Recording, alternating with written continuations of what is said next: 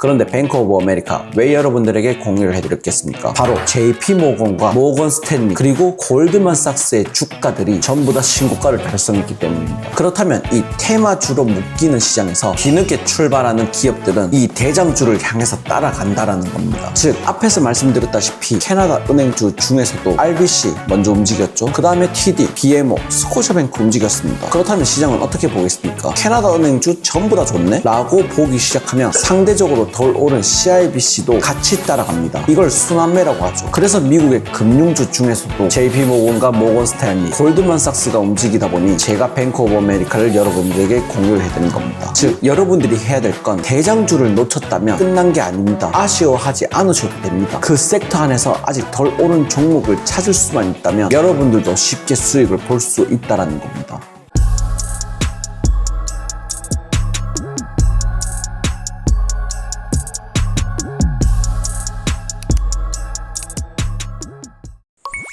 네, 헌터가족분들 반갑습니다. 오늘은 제가 최근에 공유해드렸던 종목 바로 CIBC에 대해서 제대로 이야기를 한번 해보도록 하겠습니다. 제가 얼마 전에 여러분들에게 캐나다 은행주들을 말씀을 드렸고 그 중에서도 CIBC를 공유를 해드렸습니다. 당시 가격은 153달러 부근 그리고 160달러를 돌파하면서 1차 수익 구간에 들어왔죠. 그래서 헌터 리치클럽과 헌터 블랙에서는 단 하루 이틀 만에 약 5%의 수익을 가져갔습니다. 그리고 오늘 영상은 단순히 올랐습니다, 수익입니다, 이런 이야기를 하려는 게 아닙니다. 중요한 건 바로 왜 하필 CIBC였나, 그리고 왜 캐나다 은행주였는가, 왜 다른 은행들은 이미 신고가를 가고 있었는데 CIBC는 상대적으로 늦게 움직였는가, 그리고 지금 1차 수익이 나온 이후에도 이 종목을 계속해서 봐야 하는 이유가 무엇인지, 이걸 전부 여러분들에게 말씀을 드리도록 하겠습니다. 시작합니다.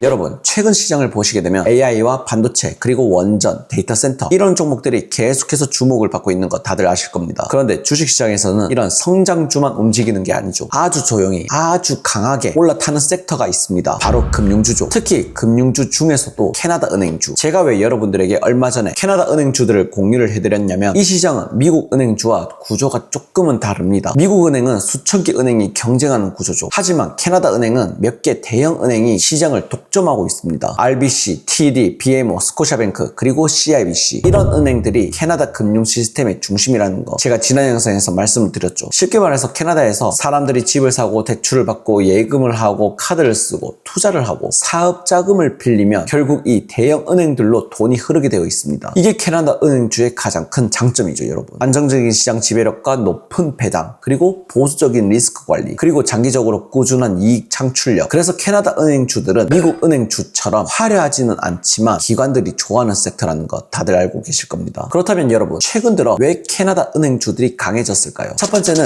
금리 인하 기대입니다. 은행은 금리가 너무 높으면 대출 수요가 죽습니다. 사람들이 집을 안 사고 기업들이 투자를 줄이고 소비가 위축이 되는 거죠. 반대로 금리 인하 기대가 생기면 어떻게 됩니까? 대출 수요가 다시 살아날 수 있습니다. 그리고 부동산 시장도 숨통이 조금씩은 트일 수가 있겠죠. 기업들도 자금 조달을 다시 검토를 할 거고, 그러면 은행 입장에서는 대출 성장 기대가 생깁니다. 그리고 두 번째는 캐나다 경제가 생각보다 잘 버티고 있다는 점입니다. 물론 경기 침체 우려가 없다는 건 아닙니다. 소비 둔화와 부동산 부담 그리고 가계부채 문제, 미국과의 무역 불확실성 이런 리스크는 분명히 존재하죠. 하지만 여러분, 시장이 보는 건 항상 최악에서 벗어나느냐죠. 은행주들은 특히 그렇습니다. 시장이 은행주를 싫어할 때는 대부분 이런 이유죠. 대손 충당금이 늘어나는 거 아니냐, 부실 대출이 터지는 거 아니냐, 부동산이 무너지면 은행도 위험한 거 아니냐. 그런데 실적을 보면 생각보다 버티는 거죠. 그러면 시장은 다시 평가를 바꾸기 시작한다는 겁니다. 그리고 세 번째 뭡니까? 자본 규제 완화죠. 캐나다 금융당국 OSFI가 대형 은행들의 국내 안정성 완충 자본 비율을 3.5%에서 3%로 낮췄습니다, 여러분. 이게 무슨 뜻이냐? 은행들이 쌓아둬야 할 자본 부담이 줄어든 겁니다. 그만큼 대출 여력과 자본 활용 여력 그리고 주주 환원 여력이 좋아질 수밖에 없다는 거죠. 이거는 캐나다 은행들을 떠나서 미국 은행주들에도 굉장히 긍정적인 재료라는 겁니다. 그리고 여러분, 캐나다 은행주 5가지 RBC, TD, BMO, 스코셔뱅크 그리고 CIBC 이런 은행주 전체가 좋았다면 그 중에서도 왜 제가 굳이 CIBC를 받겠습니까? 답은 간단합니다. 상대적으로 덜 올랐기 때문이죠. 여러분, 주식시장에서 가장 좋은 구간은 이미 모두가 환호하는 종목을 뒤늦게 따라가는 구간이 아닙니다. 좋은 섹터 안에서 아직 시장이 덜 반영한 종목을 찾는다는 거죠. 바로 테마주. 그래서 캐나다 은행주들 중에서도 RBC와 TD, BMO, 스코셔뱅크 같은 종목들이 먼저 강하게 올라왔습니다. 역사적 신고가를 찍었죠. 그런데 그런데 CIBC는 상대적으로 움직임이 늦었죠. 이게 저는 기회라고 본 겁니다. 왜냐? 업종은 강하죠. 은행 섹터로 돈이 돌아옵니다. 그리고 캐나다 금융주 자체가 재평가를 받고 있는 거 제가 지난 영상에서도 말씀을 드렸죠. 그런데 그 안에서 CIBC만 상대적으로 덜 움직였다? 그럼 다음 차례가 될 수 있다는 거죠. 그래서 시장이 어떤 섹터를 사는지, 그 섹터 안에서 먼저 오른 종목은 누구인지, 아직 덜 오른 종목은 누구인지, 그리고 그 덜 오른 종목이 정말 문제가 있어서 못 오른 건지 아니면 단순히 순서가 늦은 건지, 그게 바로 CIBC라는 겁니다, 여러분. 그리고 여러분, CIBC의 사업 부분을 보면 주식의 정답이 나옵니다. 첫 번째로는 캐나다 내에서 개인과 기업 금융을 담당을 하고 있죠. 쉽게 말해서 일반 고객 대출이라든지 예금, 모기지, 카드, 소상공인 금융이라는 겁니다. 두 번째, 캐나다 상업은행 및 자산 관리를 맡고 있습니다. 기업 고객이라든지 고액 자산가, 그리고 투자 상품, 자산 관리 수익이 들어오는 부분이죠. 세 번째로는 뭡니까? 미국 상업은행 및 자산 관리입니다. 여러분, CIBC는 캐나다만 집중하는 은행이 아닙니다. 미국에서도 상업은행과 자산관리 산업을 운영을 합니다. 그리고 자본시장에서 어떻습니까? 기업금융과 투자은행, 트레이딩, 자본시장 관련 수익이 나오는 부문이죠. 이 구조를 보면 CIBC는 단순 예대마지만 보는 은행이 아니라는 겁니다. 개인금융과 기업금융, 그리고 자산관리, 미국 사업, 자본시장까지 전부 가지고 있다는 겁니다. 그리고 여러분, 주식시장에서 공통점이 뭡니까? 항상 대장주가 먼저 움직이죠. 캐나다 은행주들도 그랬습니다. 첫 번째로는 캐나다 주식 전체 시총 1위와 2위인 RBC와 TD가 먼저 움직였습니다. 그 다음이 BMO와 스코샤뱅크, 그리고 나서 상대적으로 덜 오른 종목이 따라붙죠. 이게 바로 CIBC라는 겁니다. 그리고 CIBC의 실적은 어떻습니까? 주요 산업 부문에서 전년 대비 순이익 개선을 보여줬죠. 특히 캐나다 개인금융과 상업은행 자산관리 부문이 굉장히 좋았습니다. 은행주에서도 실적은 굉장히 중요하죠. 왜냐하면 은행은 결국에는 돈을 얼마나 안정적으로 버느냐의 싸움이기 때문이죠. 그리고 OSFI의 자본 완충 비율 인하는 은행들에게 심리적으로 긍정적이라는 겁니다. 은행들이 더 많은 자본을 활용할 수 있다는 기대가 생기는 거죠. 그리고 금리 인하 기대 어떻습니까? 금리가 내려가면 대출 수요가 살아날 수 있다는 거죠. 모기지와 기업 대출, 그리고 소비자 금융이 다시 움직일 수 있다는 겁니다. 그리고 배당 굉장히 좋죠. 주가 상승도 하고 배당도 받고, 이 두 가지가 같이 붙다 보니 장기 자금이 들어왔기 때문입니다. 그래서 여러분, 제가 CIBC를 153달러에 부근해서 여러분들에게 공유를 해드렸죠. 이 가격대가 왜 중요하겠습니까? 첫 번째로는 다른 은행 대비 상대적으로 덜 오른 구간이었죠. 두 번째, 섹터는 강한데 아직 CIBC는 완전히 반영이 되지 않았죠. 그리고 실적 이후 시장 반응이 점점 좋아지는 흐름을 보여줬습니다. 기술적으로는 이전 고점 구간을 향해 올라갈 여지가 있었습니다. 그런데 이런 종목은 급하게 10%라든지 20% 이렇게 먹는 종목이 아니라는 거죠. 은행주는 보통 테마주들처럼 하루 만에 폭발하지는 않습니다. 천천히 안정적으로 기관 자금이 들어오면서 올라가는 거죠. 그래서 이런 종목은 시그널을 받았을 때 조급하게 보기보다는 흐름을 봐야 됩니다, 여러분. 153달러에서 160달러면 하루 이틀 만에 5%의 수익이라는 거죠. 은행주에서는 이 정도면 꽤 괜찮은 움직임입니다, 여러분. 왜냐하면 은행주는 변동성이 큰 성장주는 아니기 때문이죠. 그리고 저의 매매법을 보시게 되면 제가 여러분들에게 주식시장에서 항상 드리는 말씀이 뭡니까? 분할 매도입니다. 160달러 돌파 이후에는 당연히 차익 시열이 나올 수가 있죠. 특히 주말을 앞두고 시장이 쉬는 구간에서는 일부 투자자들이 수익을 확정하려고 합니다. 그래서 단기 추격 매수는 조심해야 되는 거죠. 하지만 중기 흐름은 아직 완전히 끝났다라고 보기 어렵죠. 왜냐? 캐나다 은행 섹터 전체가 아직 살아있습니다, 여러분. 그리고 앞에서 말씀드린 OSFI 규제 완화라는 정책 제로도 있습니다. 금리 인하 기대도 있죠. 더군다나 CIBC의 현재 실적 흐름도 나쁘지 않습니다. 그리고 아직 대장주 대비 상대적 재평가 여지도 남아있죠. 그래서 전략은 이겁니다, 여러분. 1차로 비중의 50%를 매도를 했다면 나머지는 추세를 보면서 가져갈 수가 있는 거죠. 왜냐? 1차적으로 수익을 받기 때문에 어느 정도 투자자 입장에서는 안정적인 심리가 붙습니다. 그래서 우리 헌터 가족분들도 굉장히 안정적으로 투자를 진행을 하고 있죠. 우리 시청자분들 중에서도 헌터 리치 클럽과 헌터 블랙에 입장하고 싶으신 분들은 고정되어 있는 아래 링크 클릭하셔서 누구나 입장하실 수 있게 만들어 놨으니 많은 참여 바라겠습니다. 더군다나 제가 얼마 전에도 여러분들에게 CIBC 이외에도 뱅크 오브 아메리카를 여러분들에게 공유를 해드렸죠. 뱅크 오브 아메리카, 미국의 대형 은행입니다. 미국 소비라든지 미국 기업 대출, 그리고 금리, 채권 시장, 투자은행, 카드, 예금 흐름에 영향을 받는 기업이죠. 그런데 뱅크 오브 아메리카 왜 여러분들에게 공유를 해드렸겠습니까? 바로 JP 모건과 모건 스탠리, 그리고 골드만삭스의 주가들이 전부 다 신고가를 달성했기 때문입니다. 그렇다면 이 테마주로 묶이는 시장에서 뒤늦게 출발하는 기업들은 이 대장주를 향해서 따라간다라는 겁니다. 즉 앞에서 말씀드렸다시피 캐나다 은행주 중에서도 RBC 먼저 움직였죠. 그 다음에 TD, BMO, 스코샤뱅크 움직였습니다. 그렇다면 시장은 어떻게 보겠습니까? 캐나다 은행주 전부 다 좋네? 라고 보기 시작하면 상대적으로 덜 오른 CIBC도 같이 따라갑니다. 이걸 순환매라고 하죠. 그래서 미국의 금융주 중에서도 JP모건과 모건 스탠리, 골드만삭스가 움직이다 보니 제가 뱅크 오브 아메리카를 여러분들에게 공유를 해드린 겁니다. 즉 여러분들이 해야 될 건 대장주를 놓쳤다면 끝난 게 아닙니다. 아쉬워하지 않으셔도 됩니다. 그 섹터 안에서 아직 덜 오른 종목을 찾을 수만 있다면 여러분들도 쉽게 수익을 볼 수 있다는 겁니다. 그리고 이어서 차트를 보시게 되면 어떻습니까? CIBC 153달러 부근에서 지지를 만들고 160달러를 향해 올라가는 흐름이 나와주었죠. 그리고 은행주는 급등주처럼 수직 상승하는 종목이 아닙니다, 여러분. 중요한 거는 천천히 고점을 높이는 흐름이죠. 만약 160달러 위에서 안착하면 시장은 그 다음 구간을 보게 되는 거죠. 하지만 160달러를 돌파했다가 다시 밀리면 단기 조정이 나올 수가 있습니다. 그래서 차트상으로 봐야 할 건 세 가지죠. 첫 번째로 160달러 안착 여부, 그리고 이전 고점 돌파 여부, 그리고 세 번째 조정 시에는 153달러 매수 가격 부근의 지지 여부입니다, 여러분. 이 세 구간을 보면서 분할 매도를 할 시에는 단기간에 은행 주식들로도 단 하루 이틀 만에 은행 1년 이자를 먹을 수가 있는 겁니다. 그래서 앞으로도 이런 종목들 계속해서 여러분들에게 찾아드려서 공유를 해드리겠고, 미국 금융주 중에서는 저는 지금 뱅크 오브 아메리카를 계속해서 보고 있고, 캐나다 금융주 중에서는 CIBC가 1차 수익을 만들어줬고, 나머지 절반 비중 50%는 계속해서 홀딩을 하도록 하겠습니다. 그리고 평일과 주말 중으로도 추가 종목도 계속해서 나올 수가 있다 보니 이 부분도 여러분들에게 헌터리치 클럽과 헌터 블랙에서 계속해서 공유를 해드릴 테니 영상 아래 고정되어 있는 아래 링크 클릭하셔서 제가 적어놓는 칼럼도 한 번씩 확인해 주시면 너무나도 좋을 것 같습니다. 그럼 오늘도 부족한 헌터 영상 끝까지 시청해주신 우리 시청자분들께 너무나도 감사를 드리고, 저는 다음 영상에서 더 좋은 정보와 함께 우리 시청자분들을 찾아뵙도록 하겠습니다. 영상 시청해주셔서 감사드립니다.